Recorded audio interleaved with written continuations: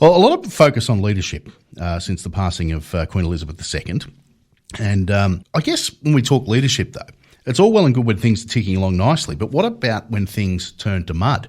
Anton Guinea is a leadership expert that joins us on the program from time to time, and he's with us this morning. Good day, Anton.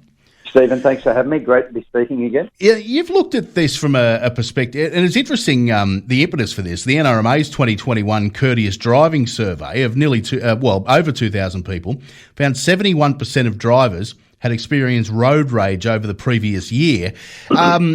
We sometimes let emotions get the better of us. How does that play into the leadership realm? Oh, Stephen, great question. So I think for me, when leaders stand up, the time that we need them, the time that we see them, the time that is most important for a leader is when the pressure's on them. It's easy when, like you said, when we're all plain sailing. But when so let's say, for example, what sort of things cause pressure? The economy might cause pressure. People might cause pressure. People in your team might be a challenge for you. A lot of interpersonal relationships show up that put pressure on leaders.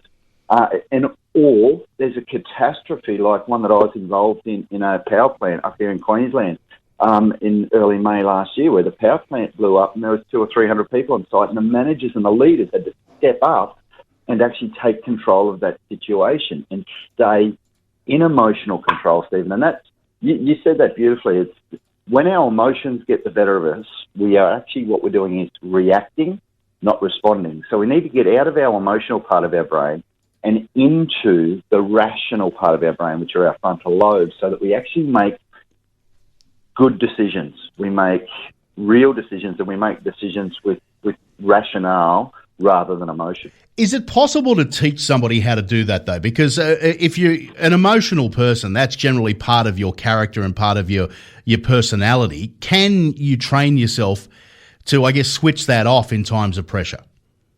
Yeah, absolutely. And the answer is yes, we can. Challenge is that, like, we teach this, Stephen, as you know, and sometimes people don't actually value some of the most simple techniques they can use in the moment. Let's say, so here's three really, really simple techniques that we train, but people don't seem to, and after that I'll give you the three more complex ones. But the first one is breathe. Now, if I say to you just breathe differently or breathe better, or once you get into a pressure situation, breathe, you're going to know that's too simple. The science is that our brain is the biggest user of oxygen in our body, and it uses something like 80% of the oxygen in our body. Now, we can't actually, I know, right? We can't actually process information. We can't actually think properly unless our brain's oxygenated. And all of a sudden, though, but what happens is under pressure, that is the first thing that goes. If you look at, say, a public speaker who's struggling, the first thing that goes is their breath. They sort of, because they're not breathing properly. Yeah. Can we be taught to breathe properly? Absolutely. Okay. Now let's talk about some of the more complex stuff.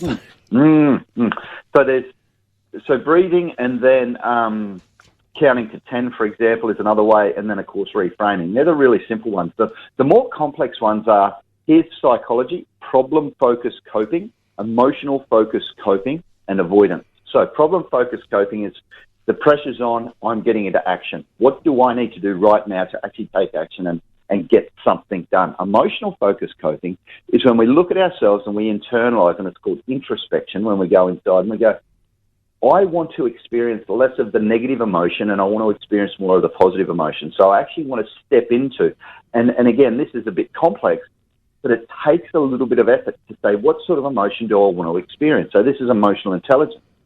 And then the last one is avoidance, which some people do. So that's the when we flight, so the fight or flight. Yeah. The flight piece, right? So yeah, we've all got these. We all have a default coping style, Stephen. And you might be problem focused, you might be emotion focused, or you might be avoidant. And regardless of whatever that is, like if that's getting you the good results, avoidant don't usually. But problem focused or emotion focused, you know, that you'll have, like you said before, if you're an emotion person, you'll go to the emotion focused, or if you're sort of an action focused person, you'll go to problem focused. So as a leader, the secret is to work with your team. And here's three words for you that I'd love your listeners to just hear this morning. Yep. Created conscious control. Created conscious control. what that's all about is really about knowing ourselves and knowing what our triggers are and understanding when our emotions get heightened so that we can bring it down. So, for example, if we're in a road rage situation. I'll tell you, here's another more disturbing statistic for you, Stephen, that I saw recently, too, that also prompted this article. I didn't put it in that in the brief, was that, did you know domestic violence has skyrocketed during COVID? Yeah.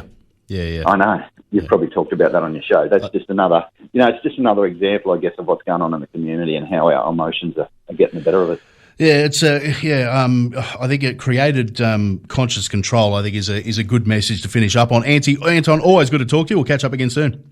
Thanks heaps, Stephen. See you, mate. All the best. Anton Guinea, he's an expert in leading under pressure. I think some of our political leaders could learn that at the moment, couldn't they? It's 28 minutes past 7.